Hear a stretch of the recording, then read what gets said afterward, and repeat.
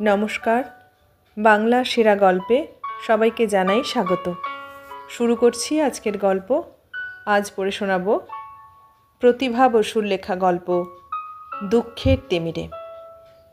তাহলে শুরু করি গল্প দুঃখের তিমিরে। 3 মাসের মধ্যে 4টে বিয়ে করে মতিলাল হঠাৎ বেশ বড়লোক হয়ে গেল। একেবারে নিষ্কপটদক হাত রীতিমতো ভরে গেল। শোভানকে মনে হলো এই পৃথিবীর শ্রেষ্ঠ মানুষ। পাপ পুণ্য কাকে বলে মতিলাল জানে না। সে জানে বেঁচে থাকতে গেলে ন্যূনতম যেটুকু প্রয়োজন সেটুকু জোগাড় করাও কম কঠিন নয়, অন্তত তার পক্ষে তো নিশ্চয়ই। কাশীর কোন গলির কোন বাড়িতে সে জন্মেছিল তা মনে করতে পারে না। তার বাবা যে কে তাও জানে না। মাও স্মৃতিতে ধূসর। বিশ্বনাথের গলিই তার একমাত্র আশ্রয়। সেই গলিতেই সে ছোটবেলায় হাত পেতে ভিক্ষে করে পেট চালিয়েছে, ঘুমিয়ে থেকেছে মন্দিরের কোনো ঢাকা প্রাঙ্গণে। বড় হতে হতে এর ওর তার খিদমতগিরি যা পেয়েছে তাতে 4 বেলার পেট ভরেনি। মন্দির প্রাঙ্গণ ছাড়া অন্য কোনো বাসস্থান জোটেনি। মধ্যে মধ্যে মায়ের কথা মনে পড়ে। ধুধু হলেও সেটাই তার একমাত্র সুখস্মৃতি। একটা ঘর বারান্দা ছিল, উঠোন ছিল, উঠোনে দোপাটি ফুলের বাগান ছিল, আর ছিল তুলসী গাছ। বেচানার ওমে মায়ের বুকের তলায় সে শুয়ে থাকত। মাই যেভাবে হোক চেয়ে চিনতে তাকে খাওয়াতো পড়াতো। আর একজনকে মনে পড়ে, সে তার দিদিমা। বারান্দার কোণে বসে মালা জপত আর কাঁদত। কেন কাঁদত সে জানে না। তার চেহারাও ঝাপসা ঝাপসা চোখে ভাসে। একদিন ঘুম থেকে উঠে আর তাকে দেখতে পেল না। মা বলল স্বর্গে গেছে। তার শিশু চোখে যে লোকটাকে সে দৈত্যজ্ঞানে ভয় পেত, দিদিমার মৃত্যুর পরে মধ্যে মধ্যেই কোথা থেকে যেন এসে মাকে কী সব বলতো। মা চোখ গরম করে বেরিয়ে যেতে বলতো। সে বেরুতো না, মায়ের হাত ধরে টানাটানি করত। মা একদিন বঁটি নিয়ে তাড়া করেছিল।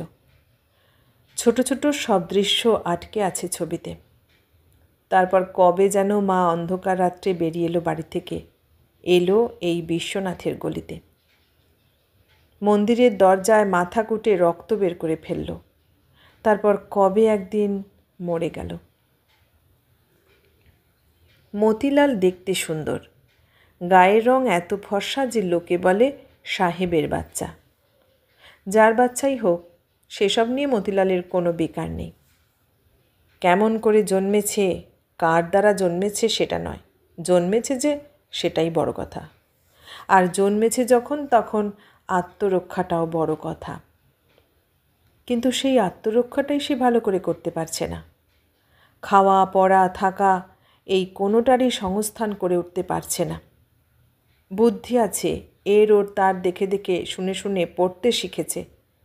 মধ্যে মধ্যে এই দোকানে ওই দোকানে কাজ পায়, ছেড়ে দেয় কয়েকদিন বাদে। মনও লাগে না, লোকগুলোর অপমানকর ব্যবহারও সয় না। এই করে করেই খেয়ে না খেয়ে যত্রতত্র বসে শুয়ে দুঃখে দুঃখে দিন কাটছিল। হঠাৎই একদিন আলাপ হয়ে গেল শোভানের সঙ্গে। পথের ধারের বেঞ্চিতে বসে চা খেতে খেতে আলাপ। শোভান যেন লুফে নিল তাকে। বলল, হিমাচল প্রদেশ থেকে এসেছে, গরম কাপড়ের ব্যবসা করে। সামনেই পুজো আসছে, কলকাতা যাবে বিক্রি করতে। মতিলাল চাইলে সে তাকে পার্টনার করে সঙ্গে নিয়ে যেতে পারে। ট্রেন ভাড়া সে দেবে, থাকা খাওয়ার খরচও লাগবে না। এমন একটা সুখকর প্রস্তাবে রাজি হয়ে যেতে 1 সেকেন্ডও লাগে না মতিলালের। দেখতে দেখতে সে শোভানের অনুগত চেলা হয়ে উঠল। আর তারপরেই শোভান তাকে এমন একটা প্রস্তাব দিল, মতিলালের মুখ একেবারে হাঁ হয়ে গেল। সেই হাঁ করা মুখের মধ্যে শোভান 1 মুঠো পেস্তা বাদাম কিশমিশ ছুঁড়ে দিয়ে হাতের মধ্যে 5খানা নোট গুঁজে দিল। মুহূর্তে মতিলাল অন্য জগতের বাসিন্দা হয়ে গেল। বলল, যা বলছো তা করলে ঠিক ঠিক টাকা দেবে তো? শোভান বলল, নিশ্চয়ই, 10 বার কসম খাচ্ছি। শোভান কথা রেখেছে। ট্রেনে চাপিয়ে তাকে নিয়ে এসেছে কলকাতায়, উঠেছে বড়বাজারের কোন এক গলির কোন এক দোতলার ঘরে। এটা নাকি তার যখন তখন এসে ওঠার ভাড়া করে রাখা বাড়ি। খুপড়ি খুপড়ি দুটো আধো অন্ধকার ঘর আছে। এক ঘরের সঙ্গে আর এক ঘরের কোনো যোগ নেই। শোভান তাকে সব কথা খুব ভালো করে বুঝিয়ে দিল। তারপর বলল, বিয়ে আমরাই কথাবার্তা বলে ঠিক করব। তুমি শুধু বর সেজে গিয়ে পিঁড়িতে বসবে। তোমার পদবি কি? মতিলাল হাসতে হাসতে বলল, বাপের ঠিক নেই তার পদবি, একটা কিছু বসিয়ে দিলেই হবে। হ্যাঁ, সেই বসানোটার মধ্যেও চিন্তাভাবনা আছে। যখন যে পদবীর মেয়ে বিয়ে করবে সেই পদবীর সঙ্গে বিয়ে হতে পারে এমন পদবী মিলিয়ে নিতে হবে। তুমি তো বাঙালি, নিশ্চয় সে কথা জানো। প্রথম বিয়েটা হয়েছিল মধ্যম গ্রামে, হীন দরিদ্র এক পরিবার, অগুন্তি ছেলে মেয়ে, যার মধ্যে আবার ভাইঝি এসে জুটেছে। স্বঘরে স্বজাতিতে বিনা টাকা পয়সায় এমন সুন্দর একজন ছেলের সঙ্গে বিয়ে দিতে পেরে ধন্য হয়ে গিয়েছিলেন ভাইঝির কাকাটি।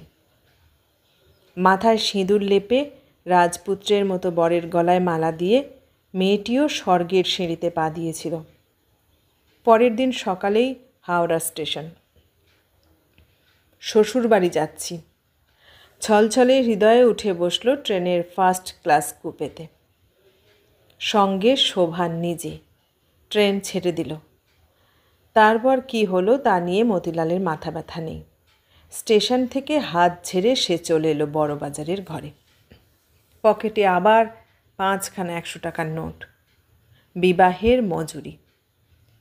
দিন 5 বাদেই ফিরে এলো শোভান। কোথায় চালান দিয়ে এলো মেয়েটাকে কে জানে। কি যেন দুবাই দুবাই করছিল। কাশির বাইরে কোনো ভূগোলই জানা নেই মতিলালের, কাজেই সে কান দেয়নি। দ্বিতীয় বিয়েটা হলো বনগাঁয়ে।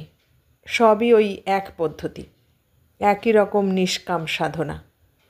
মতিলাল গলায় মালা দিয়ে সুন্দর চেহারা নিয়ে বিয়ে করতে যায়, সঙ্গে কাকা জ্যাঠাও যায়।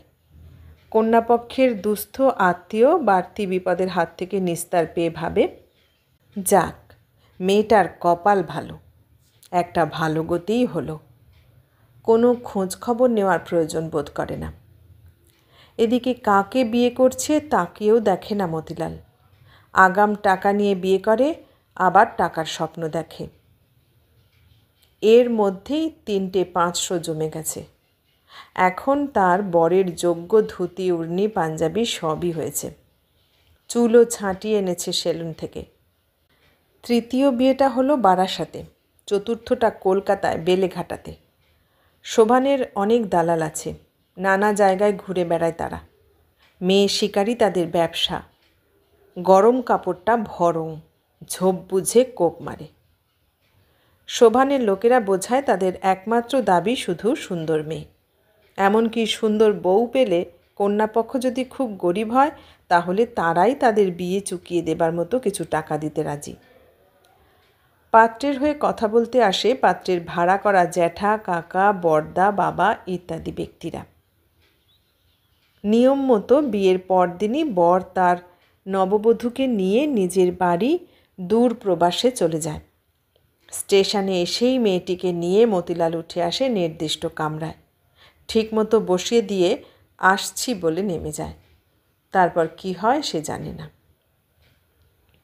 কিন্তু শেষ মেয়েটাকে নিয়ে পড়ল মুশকিলে।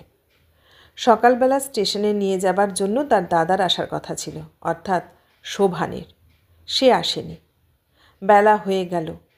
মোটঘাট বেঁধে বসে আছে দাদার আশায়, দেখা নেই। মোটঘাটের মধ্যে একটা নতুন বিছানা আর একটা টিনের তোরঙ্গ। দাদা না এসে পৌঁছনোতে মতিলাল হঠাৎ একটা বুদ্ধি বার করে বলতে ভুলে গেছি, দাদা সোজা স্টেশনে চলে যাবে বলে দিয়েছে আমাকে। অমনি ট্যাক্সি ডেকে রওনা করিয়ে দিল সবাই। মতিলাল সেই ট্যাক্সিতে সোজা বড়বাজার এলো। ঢুকে দেখল ঘর তালা বন্ধ। শুনল কাল রাত্রে এখানে পুলিশ এসেছিল। বোঝা গেল ব্যাপারটা। শোভান পালিয়েছে দলবল নিয়ে। মেয়ে চালানকারীদের ধরবার জন্য যে পুলিশ সর্বদাই সতর্ক, কাজকর্ম যে খুব সাবধান মতো করতে হয় এটা জানত মতিলাল। ভয়ে আর এক মুহূর্তও সেখানে দাঁড়ালো না। চলে এলো স্টেশনে। আস্তে আস্তে গভীরভাবে ভাবতে লাগলো, এটাকে নিয়ে এখন সে কী করে। ফেলে পালিয়েই যায় অথবা নিয়ে কাশি চলে যায়। এর আগে 3টে বিয়ে করে তার এই বোধ হয়েছে যে বিয়ের নাম করে মেয়েটাকে এনে দেয় সে, কিন্তু সে পায় 500 টাকা। ফারুক যে তার কত গুণ বেশি পায় তার ঠিক নেই। অঙ্কটা না জানলেও জানে শোভানের চাবি আটকানো পোর্টফোলিও টাকায় টাকায় ঠাসা। তার সেই বউটাকে নিয়ে ট্রেনে চাপিয়ে যে কোথায় যায় কে জানে, ফিরে আসে হাসিতে গদগদ হয়ে। বিয়েই যদি সে করতে পারল, তবে চালানটাই বা সে নিজে স্বাধীনভাবে কেন দেবে না? একটা মেয়ে চালান দিয়ে সে নিজেই চিরকালের মতো বড়লোক হয়ে যাবে। তারপর আর এসব বিপদের কাজ না করলেই হয়, কাশিতে একটা মুদির দোকান দেবে। হাওড়া এসে বউকে দাঁড় করিয়ে টিকিট কাটতে ছুটল। দেখা গেল এখানে দালাল আছে, তাকে ভালো মতো ঘুষ দিলে সব ট্রেনের টিকিটই সে দিতে পারে। একটা লোককে ঘুষ দিয়ে 2টো টিকিট কিনে দৌড়ে উঠে বসল। কিন্তু কাশিতে পৌঁছেই বাসস্থানের সমস্যা। তার তো নিজস্ব কোনো বাসস্থান নেই। ইদানিং কাশিতে শোভানের সঙ্গে তার ঘরে থাকছিল। কদিন পরে তো কলকাতায় চলে গেল। তবে কি একটা সস্তা হোটেলে উঠবে? মেয়েটাকে নিয়েই তো যত যন্ত্রণা। এটার একটা ব্যবস্থা না করা পর্যন্ত বাস্তবিকই শান্তি নেই। না, হোটেলে ওঠা যাবে না। কে আবার কোথায় কি দেখে কি লাগিয়ে দেবে গিয়ে টিকটিকিগুলোর কানে। ভয় পাচ্ছে মতিলাল। নইলে এটাকে ধর্মশালাতেও রাখা যেত। কিন্তু যে রকম সতীসাধ্যী ভাব নিয়ে বসে আছে, কে জানে কার কাছে কি বলে ফ্যাসাদে ফেলবে। রাখতে হবে একা নির্জনে। এসব কথা ট্রেনে বসেও ভেবেছে মতিলাল। ট্রেনের দোলানিতে গভীরভাবে নিদ্রাচ্ছন্ন হতে হতেও ভেবেছে। স্টেশনে নেমেও ভাবল। ভাবতে ভাবতেই টাঙাতে উঠে বসল। টাঙাতে বসেই তাঁতিপাড়ার কাছে যে নির্জন নির্জন 2-1টা খোলার ঘর আছে, সেই ঘরগুলোর কথা মনে পড়ে গেল। ভাগ্য ভালো, খালি ঘর পাওয়া গেল সেখানে। এতক্ষণে তাকালো সে তার মেকি বউয়ের দিকে। আজ বিয়ের 3য় সকাল। এই প্রথম সে কথা বলল। জিজ্ঞেস করল, তোমার নাম যেন কি? ভুলে গেছি। কনক? আচ্ছা শোনো, আপাতত এই ঘরে তুমি থাকো, আমি কিছু খাবার কিনে নিয়ে আসছি। কনক কিছু বলল না। কনক বুদ্ধিমতী মেয়ে, লেখাপড়া জানে। পরের বাড়ি আশ্রিত থেকে অনেক ঘা খেয়ে জগৎটাকে চিনেছে। দিবারাত্র অনাদর, অবহেলা, তুচ্ছতাচ্ছিল্যের সঙ্গে তার সম্যক পরিচয় আছে। বিয়ে ঠিক হওয়াতে কোনো আশা বা আনন্দের অনুভূতি তার হয়নি। যা হয়েছিল সেটা একটা নরক থেকে বেরুবার উগ্র আকাঙ্ক্ষা। বুঝতে পারল এটাও আর একটা নরকেরই নামান্তর। মতিলাল দেখতে যতই সুন্দর হোক, সে যে ঠিক আর 5 জন মানুষের মতো আর একজন নয়, সেটা বিয়ের রাতেই টের পেয়েছে। নির্জন ঘরে নতুন বর একটা কথা বলেনি তার সঙ্গে, এবং সেটা যে লজ্জা নয় তাও অনুভব করেছে। লোকটা তাকায়নি তার দিকে। তার অস্তিত্ব সম্পর্কে সম্পূর্ণ উদাসীনতা ছাড়া আর কিছুই ছিল না তার ব্যবহারে। উপরন্তু আরও একটা কথা সে শুয়ে পড়তে পড়তে বলেছিল, বিয়ে করতে করতে মরে গেলাম শালা। বলেছিল অস্ফুটে, কিন্তু ঠিক কানে গিয়ে বিঁধেছিল কনকের। তারপর সকালবেলাকার অবস্থা। দাদার আসার কথা, দাদা এলো না। তারপরেই চালাকি করে বলল দাদা সোজা স্টেশনে যাবে। বলে ট্যাক্সি করে নিজে কিন্তু স্টেশনে এলো না, এলো বড়বাজারের এক গলিতে। যদিও তাকে ট্যাক্সিতে রেখেছিল বসিয়ে, কিন্তু যখন ফিরে এলো মুখে একটা ভয়ের ছাপ নিয়ে এলো। সঙ্গে সঙ্গে যে লোকটা বেরিয়ে আসছিল তাকে প্রায় কানে কানে জিজ্ঞেস করল, বলতে পারেন ঠিক কখন পুলিশ এসেছিল? লোকটি ভুরু কুঁচকে বলল, তা মধ্যরাত্রি তো হবেই, কিন্তু ওরা কেউ ঘরে ছিল না। অমনি দৌড়ে ট্যাক্সিতে উঠে ঠাস করে বন্ধ করে দিল দরজা, কাজ তুলে দিল, একটা চকিত ভাব নিয়ে বসে রইল। স্টেশনে এসেও যে সেই ভাব তার কাটেনি। ভালো করেই লক্ষ্য করছিল সব কনক। ট্রেনে উঠেও যতবার স্টেশন আসে ততবার কেবল বাথরুমে গিয়ে ঢোকে। তার সঙ্গে কথা বলা তো দূরের কথা, একসঙ্গে যে যাচ্ছে এমন ভাবও দেখাচ্ছিল না। একটু স্বস্তির ভাব হলো কাশীর স্টেশনে নেমে, তাও চিন্তার ভাব মুছে যায়নি মুখ থেকে। বিয়ের সময় বলেছিল তাদের বাড়ি এলাহাবাদে, এলো কাশী। নববিবাহিত স্বামীটির এইসব আচরণে কনকের মনে কোনো বেদনার উদ্রেক হয়নি। যা হয়েছে তার নাম আতঙ্ক, উদ্বেগ। এত সব ভেবে ভেবেও নিরুপায় কনক বুড়ি বাড়িওয়ালির কাছ থেকে একটা ঝাঁটা চেয়ে নিয়ে নোংরা ঘরটা ঝাঁট দিয়ে ফেলল। অনেক দিন ধরে পড়ে থাকা ঘরটা ভাড়া দিতে পেরে বুড়ি খুশি মনে সাহায্য করতে উৎসুক হয়ে বলল, নতুন ঘর বসত করতে এসেছ, জিনিসপত্র যতক্ষণ না কিনে আনছো আমি দেব, উনানও দেব, গুল ভি দেব, পয়সা দিলে চাল ডালও এনে দেব, তুমি কিছু ভেবো না। কনক ভাবলও না। জীবন তার যেভাবে যে খাতে বয়ে চলেছে সেখানে ভাবনা চিন্তার স্থান নেই। আজ কিভাবে রক্ষা পাওয়া যায় তার চেষ্টা। মা বাবা ভাই বোন কেউ নেই, কিন্তু ছিল। যাদের আশ্রয় থেকে মতিলাল বিয়ে করে এনেছে তাকে, যাদের সে পিসিমা পিসিমশাই বলে সম্বোধন করত, এই পরিবারটির সঙ্গে তার মা বাবা দাঙ্গার ভয়ে তাকে আগেই পাঠিয়ে দিয়েছিল কলকাতা। কথা ছিল একটু গুছিয়ে নিয়ে তারা পরে আসবে। আর আসেনি, আসতে পারেনি, পারতেনও না কোনো দিন। দাঙ্গার আগুনে তারা পুড়ে মরেছে।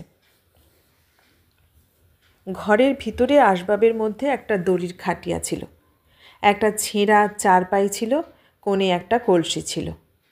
ঘর পরিষ্কার করে খাটিয়া ঝেড়ে বিছানা করল। আঙিনায় টিউবওয়েল থেকে এক কলসি জল নিয়ে এলো। বুড়ির কাছ থেকে গ্লাস চেয়ে নিল একটা। তারপর হাত মুখ ধুয়ে কাপড় বদলে জল খেয়ে মেঝেতে বিছানা জড়ানো শতরঞ্জিটা পেতে দেয়ালে হেলান দিয়ে বসে রইল চুপচাপ।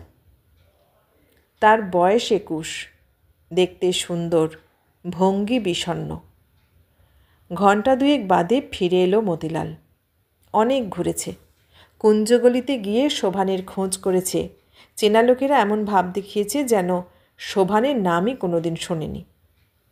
অন্য দু এক জায়গায় গিয়েও এর ওর তার সঙ্গে দেখা করে কথা প্রসঙ্গে বুদ্ধি করে বলেছে, এই তো কলকাতা থেকে এলাম। এমন মেয়ে পাচারের হিড়িক চলেছে সেখানে, বাবা! এসব কোথায় চালান দেয় বলো দেখি, কাদের সঙ্গে যোগ সাজস করে। দেখা গেছে তারা একান্ত অজ্ঞ, ভয়ে ভয়ে বেরিয়ে এসেছে সেখান থেকে। তারপর দোকানে বসে নিজে চর্বচস্য লেজ্জ পেয়েও খেয়ে মেয়েটার জন্য কচুরি আর আলুর দম কিনে এখানে ফিরেছে। এসে দেখে সব ফিটফাট, ঘর পরিষ্কার, বিছানা পাতা। এ দেখছি ঘর সংসার পেতে বসেছে। রাগও হলো, আরামও হলো। নাও খেয়ে নাও বলে মতিলাল গা এলিয়ে দিল বিছানায়। ক্লান্তি তো বড় কম হয়নি। কনক খাবার নিয়ে দুভাগে ভাগ করে একটা শালপাতা মতিলালের দিকে এগিয়ে দিল। মতিলাল ঢেঁকুর তুলে বলল, আমি খেয়ে এসেছি, ওটা তোমার। এই বলে পা নাচাতে নাচাতে ভাবতে লাগলো এরপরে সে কোথায় গিয়ে খোঁজ নেবে। তারপরেই তড়াক করে উঠে বসে তক্ষুনি বেরিয়ে গেল। কনক নিঃশ্বাস ফেলে আবার বসে রইল চুপচাপ। একসময় ঘুমিয়ে পড়ল। উদ্বেগের ঘুম ভাঙতেও দেরি হলো না। তাকিয়ে দেখল দরজার বাইরে অন্য দুজন লোকের সঙ্গে দাঁড়িয়ে কথা বলছে মতিলাল। তাকে জেগে উঠতে দেখে অন্য লোক দুজন চলে গেল। মতিলাল ঘরে এসে বসল। এই যে তোমার খাবার। ঘড়ি নেই, তবুও বেলার দিকে তাকিয়ে বুঝল 2:30-3টের কম হবে না। আবারও সে খাবার দুভাগ করেছিল। মতিলাল বলল, খেয়ে এসেছি। একইভাবে কেটে গেল 10 দিন। 11 দিনের দিন হাসি ফুটল মতিলালের মুখে। সন্ধান সে পেয়েছে। বড়লোক হতে আর দেরি নেই। আর সে গরিব থাকতে একদিনও নারাজ। মাত্র কদিনের মধ্যে শোভান তাকে নিরাপদ আশ্রয়ে রেখে খেতে দিয়ে শুতে দিয়ে হাতে টাকা গুঁজে দিয়ে দুঃখের অভ্যাস নষ্ট করে দিয়েছে। টাকার জন্য সব করা যায় এই বুদ্ধি বলবৎ করেছে। পথে পথে ভিখিরির মতো বড় হয়ে উঠলেও সে কখনো চুরি করেনি, মিথ্যা কথা বলেনি, রাস্তার অন্য ছেলেদের মতো হাত সাফাই করেনি, মেয়েদের পিছনে ছোটেনি। মায়া, মমতা, ভদ্রতা সবই ছিল হৃদয়ে। ওই জন্য গলির সকলেই তাকে ভালোবাসত। কিন্তু এই মুহূর্তে সে অন্য মানুষ। তার সমস্ত স্বাভাবিক ভালো বুদ্ধি, বাসনা, কামনা, আকাঙ্ক্ষা সব একাগ্র হয়েছে অর্থ সংগ্রহের সাধনায়। নেশায় পেয়েছে তাকে। এজন্য খাটতেও হয়েছে অনেক। এসব চালানকারী দালালদের খুঁজে বার করতে প্রাণ বেরিয়ে গেছে। যাগ্গে, এখন সবই সফল। মনে আর ফুর্তি ধরছিল না। ওই খেলার ঘরেই বুড়ির সাহায্যে কনক তার অস্থায়ী সংসার গুছিয়ে নিয়েছে। কেনা হয়েছে চাল, ডাল, তেল, নুন। রান্না হচ্ছে উনুনে। সেই পাতা সংসারের পাতা বিছানায় শুয়ে মতিলাল যখন মনের সুখে একখানা গান ভাজছিল, কনক তখন আস্তে এসে মাথার কাছে দাঁড়ালো, যা সে কখনোই করে না। মতিলালও যেমন তার অস্তিত্বকে অবিশ্রান্ত ভুলে থাকে, সেও মতিলালের অস্তিত্ব নিয়ে বিন্দুমাত্র মাথা ঘামায় না। মাথা সে অন্য দিকে ঘামায়। বলল, শুনুন, আপনার সঙ্গে আমার কয়েকটা কথা আছে। কথা? হ্যাঁ, কথা? কি কথা? হকচকিয়ে উঠে বসল মতিলাল। আজ তো তারই কথা ছিল ওর সঙ্গে। কাল তারা মতিলালের নিজের বাড়ি এলাহাবাদে যাবে এই কথা ভেবেছিল। এই বলে একসঙ্গে বেরিয়ে গিয়ে একটা মোটরে উঠে বসবে। তারপরেই মুখে রুমাল চেপে অজ্ঞান করে যারা নেবার নিয়ে যাবে। মতিলাল নেমে আসবে। হঠাৎ এর আবার কী কথা বলবার থাকলো? কনক বলল, আপনি যে নিজের অথবা অন্যের কোনো উদ্দেশ্য সাধনের জন্য আমাকে বিয়ে করে এনেছেন, আমি তা বুঝতে পেরেছি। যেসব আত্মীয় পরিজনদের নিয়ে গিয়ে আমার আশ্রয়দাতাদের বিশ্বাস উৎপাদন করেছেন, তারা যে সব বানানো আত্মীয় তাও আমি বুঝেছি। আপনি কে আমি জানি না, কোনো পরিচয়ই আমার জানা নেই। শুধু এটাই জানি, ধর্ম তো আপনি আমার স্বামী। স্বামী? এবং আমি আপনার স্ত্রী। আমার স্ত্রী? এবং আপনার চেহারা দেখে অনুমান হয় কোনো সম্ভ্রান্ত ঘরেরই ছেলে আপনি। আমি সম্ভ্রান্ত? মতিলাল হাসবে না কাঁদবে? কিন্তু কোনো অসম্ভ্রান্ত কাজে লিপ্ত হয়ে কোনো মারাত্মক সর্বনাশের পথ বেছে নিয়েছেন। কনক শেষ করল কথা। মতিলাল থমকে রইল। অনেকক্ষণ তাকিয়ে রইল অচেনা মেয়েটির দিকে। ভালো করে এই প্রথম দেখল সে। অনেকক্ষণ পরে বলল, শোনো, আমি তোমার স্বামী নই। স্বামী হলে আমি তোমাকে রক্ষা করতাম। তুমিও আমার স্ত্রী নও। স্ত্রী হলে আমরা এক বিছানায় শুতাম। কনক বলল, আপনার মনের দিক থেকে আপনি আমাকে কী ভেবে বিয়ে করেছিলেন সেটা আমি জানি না। আমি সব কিছুই সত্য ভেবে মন্ত্র পড়েছি, সুতরাং আমার দিক থেকে কোনো ছলনা নেই। ভদ্র শিক্ষিত মেয়েটির দিকে সশ্রদ্ধ দৃষ্টিতে আবার খানিকক্ষণ তাকিয়ে থেকে মতিলাল বলল, আমার চেহারা আমার পরিচয় নয়। আমি সত্যি কোনো সম্ভ্রান্ত লোক নই। ছেলেবেলা থেকে আমি এই কাশির পথে পথেই বড় হয়েছি। পথই আমার একমাত্র আশ্রয় ছিল। আমার মাকে, দিদিমাকে ধুধু মনে পড়লেও বাবাকে তা আমি জানি না।